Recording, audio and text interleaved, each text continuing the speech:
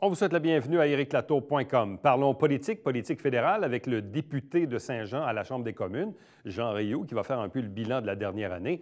Et parlons bien sûr de 2018, celle qui s'amorce maintenant.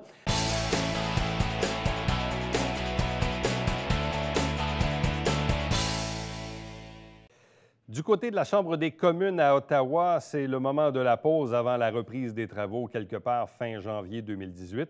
On trace un peu le bilan de la dernière année, parler aussi des enjeux pour l'année 2018 à venir avec le député fédéral de Saint-Jean, Jean Rioux. Bonsoir et bienvenue. Bonsoir. Alors, comment s'est portée la dernière année du côté d'Ottawa?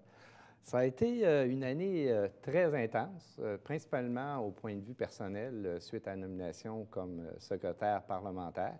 Donc, ça a amené beaucoup de défis, donc beaucoup d'interventions à la Chambre des communes, période de questions. Les ministres sont souvent absents, donc on prend la relève. Ça a été aussi, on a eu à défendre nos budgets au niveau de la défense. Et aussi, bien, le soir, des sessions d'ajournement qu'on appelle les late shows. Donc, je suis celui qui en a fait, le deuxième qui en a fait le plus à la Chambre des communes. Donc, ça a été ça. Mais surtout aussi, pour le ministère de la Défense, ça a été le dévoilement en juin de la nouvelle politique de défense. Et cette politique-là, bien, je pense, va avoir beaucoup d'impact pour le Haut-Richelieu. Mais je pense qu'on a eu une première annonce qui a été le retour de la formation universitaire, dont le ministre est venu il y a 2 semaines annoncer le début à l'automne. Aussi, impact, on a vu au niveau de nouveaux investissements, que ce soit le nouveau pavillon académique à la garnison et la nouvelle clinique qui est en construction, qui est un investissement de 40 millions. Donc, on parle de 125 millions. Mais aussi, il ne faut pas oublier que nous avons l'école de recrues à la garnison où présentement 5 000 officiers viennent se faire former ici et avec la nouvelle politique, ça va passer à 6 000. Donc, c'est des retombées importantes pour le comté de Saint-Jean, ces gens qui viennent ici. Puis, on oublie souvent que les parents viennent lors de la diplomation des recrues et l'ensemble des hôtels de la région sont occupés. Ça va jusqu'à Saint-Hubert. Donc, c'est un palier de gouvernement économique là, important pour le Haut-Richelieu. Bon, pour le travail d'un député, de se voir ajouter une fonction de secrétaire parlementaire, bon, dans ce cas-ci, pour vous, c'est la défense. Remarquez qu'avec les enjeux du comté de Saint-Jean, il y a aussi une certaine logique de par les installations militaires. Mais qu'est-ce que ça change dans les faits pour le travail d'un député de se voir ajouter cette tâche, cette responsabilité? Bien, plus de présence à Ottawa.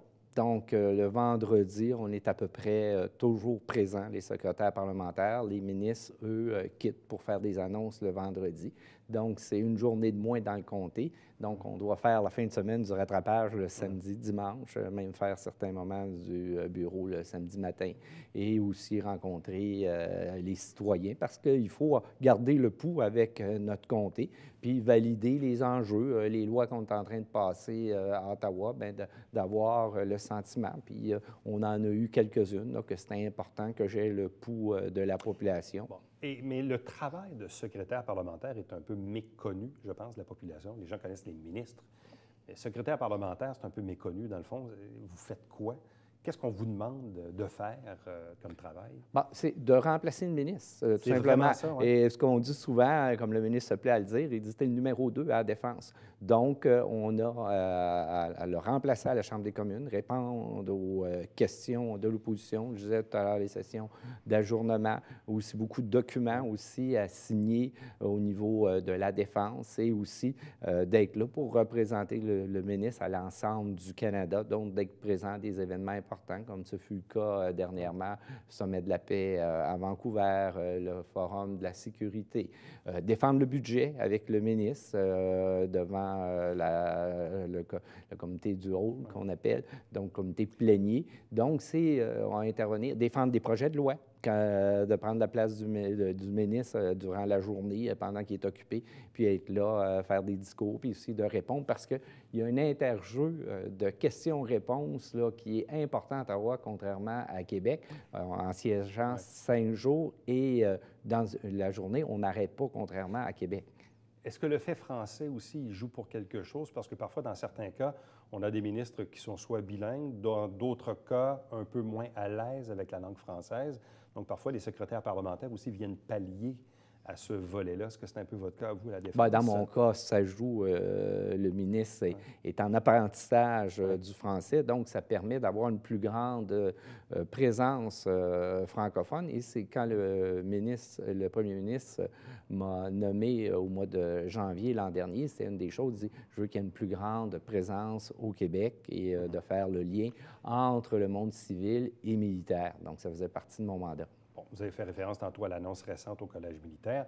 Donc, est-ce qu'on sait maintenant qu'à compter de septembre 2018, il y aura donc des changements importants au Collège militaire Royal Saint-Jean? Oui, avec la formation universitaire, donc c'est un changement qui est important. Et par les années suivantes, bien, le nombre d'officiers va augmenter. Et aussi, on va augmenter la nouvelle politique dans les prochaines années. Le nombre de militaires va augmenter de 3 500 plus 1 500 réservistes. Bien, il y a du recrutement qu'on devra faire, pas seulement parce qu'on a augmenté le nombre qu'on va avoir besoin pour nos missions, mais aussi le phénomène des baby boomers qui prennent leur retraite est là. Donc, le retour de la formation universitaire ici, c'est un besoin. Bon, avons-nous les infrastructures nécessaires au Collège militaire et à la garnison pour accueillir tout ce beau monde-là? Est-ce que vous maintenez toujours, évidemment, ces ententes que vous avez avec la corporation du campus Fort-Saint-Jean, avec la ville aussi? Et avec le Cégep aussi, le Cégep, qui nous fournit un certain nombre de professeurs et d'infrastructures pour le cours collégial qui est donné au collège. Donc, oui, c'est maintenu. Et présentement, on a les équipements pour les installations dans les deux cas. Et quand on parle, il va y avoir 1 000 personnes de plus, de 1 000 nouvelles recrues qui vont s'ajouter aux 5 000, mais il va en avoir davantage. Donc, il va sûrement on devra faire affaire aussi avec un autre établissement militaire. Mais l'évaluation a été faite qu'on est capable d'en avoir 1 000 de plus à la garnison. Bon, outre le volet militaire, dans le comté, il y a évidemment la présence de Parc Canada qui est quand même drôlement importante. Est-ce que il y a des choses qui peuvent bouger en 2018 de ce côté-là? Bien, présentement, il y a énormément d'investissements qui se font. On a vu sur la bande du canal. Donc, il y a des investissements qui sont commencés là, qui vont être continués au cours de 2018. Et on devrait aussi, à Saint-Paul, là, prochainement aussi, annoncer des investissements au niveau des bâtiments historiques là, importants. Donc, il y a des demandes qui ont été faites par Saint-Paul. Et ce que j'entends, moi, à Ottawa, ça semble bien aller. On devrait faire des investissements importants à Saint-Paul. Bon, du côté des douanes et principalement de cette crise là, des migrants qu'on a eue ces derniers mois, est-ce que c'est actuellement sous contrôle ou est-ce que on a souvent l'impression, oui, on voit ça dans les nouvelles nationales, mais souvent l'impression que le Canada est une espèce de porte d'entrée incroyable où les gens traversent comme ça de façon assez facile, une espèce de petit passage entre l'État de New York et le côté québécois. C'est pas un peu troublant, ça? Non, je pense qu'on a un des systèmes, les Américains disent, on a un des systèmes les plus sécuritaires. Rentre pas qui veut ici. Ce qui se fait, on parle de réfugiés. On a eu le cas des Haïtiens et on s'attend peut-être à une vague d'Amérique du Sud qui pourrait venir, qui serait probablement moins grande. Ces gens-là, avant d'être acceptés ici, c'est pour ça qu'il y a des installations aux frontières, qu'on a été obligé d'agrandir, pour s'assurer que ces gens-là, finalement, ont le statut pour pouvoir être pour être admis ici. Automatiquement, sont dans leur dossier, parce qu'avant d'être accueillis à Montréal ou ailleurs, on s'assure qu'ils n'ont pas de dossier criminel. S'ils ont un dossier criminel, ils sont automatiquement retournés aux États-Unis ou dans leur pays d'origine. Donc ça, c'est une chose qui est réglée. Ensuite, les gens, on va réévaluer, ils ne sont pas acceptés. On va réévaluer si réellement ils sont des réfugiés et des gens, finalement, qui pourraient vivre des conséquences néfastes d'un retour dans leur pays. Et la moyenne, à peu près, c'est 40 à peu près qui vont rester ici. Et ces gens-là, si on les garde, règle générale, c'est des gens qui sont formés et on sait que la main-d'œuvre, c'est une denrée très rare présentement au Québec. Donc, on prévoit que dans les 10 prochaines années, il va manquer 600 000 travailleurs. Donc, on a besoin des réfugiés, puis on a besoin des immigrants. Bon, parmi les autres enjeux nationaux, bon, il y a évidemment celui du cannabis, là, où tout le monde parle évidemment de la fameuse date fatidique du 1er juillet 2018. Êtes-vous toujours aussi convaincu que c'était la bonne décision à prendre? Ça fait très longtemps que j'en suis convaincu de cette décision-là. Même à l'époque où j'étais adjoint parlementaire à l'agriculture au Québec, je me disais, l'argent qui était investi pour aller surveiller les champs, c'est pas ça qui réglait le problème, et aussi de poursuivre les criminels, parce que finalement, c'est ça, il n'y a pas de loi. C'est le free-for-all, c'est le Far West présentement, le cannabis, et le résultat qu'on a, il ne faut pas se le cacher, c'est au Québec où est-ce qu'on a les jeunes ont le plus haut taux de consommation au monde. Donc, présentement, on ne peut pas être pire que c'est présentement. L'objectif, il n'y a personne au gouvernement qui est pour la consommation du cannabis. On croit à des habitudes saines de vie.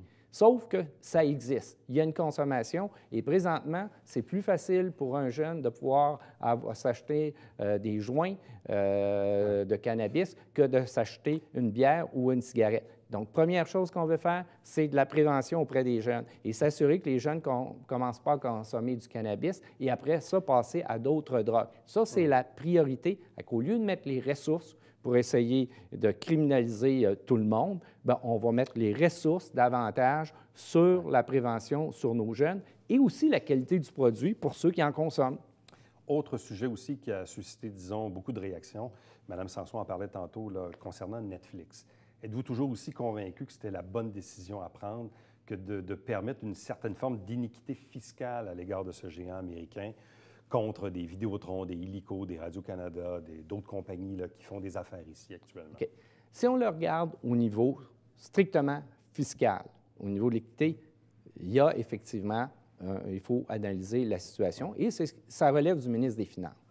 Par contre, au niveau de la culture, et c'est ce que Mme Joly a fait, Mme Joly, ce qu'elle a fait, elle a réussi à avoir des fonds pour assurer que le milieu culturel ait plus d'argent et principalement le milieu francophone.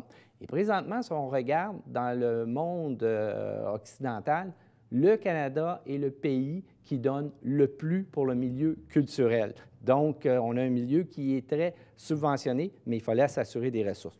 Quant à savoir au niveau de taxer tout le monde, bien, on va avoir un budget et on va attendre ce que le ministre des Finances va en faire. Et quand il est venu ici, il y a à peu près un mois, il y a eu une consultation avec le milieu et c'est un élément qui a été amené au ministre. M. Rio, merci beaucoup. Ça m'a fait plaisir. Déjà terminé. Oui, déjà terminé. Le temps passe vite. On va vous souhaiter une bonne année 2018. Puis la même chose à l'ensemble de la population. On va souhaiter des joyeuses fêtes, surtout de la santé et de la paix.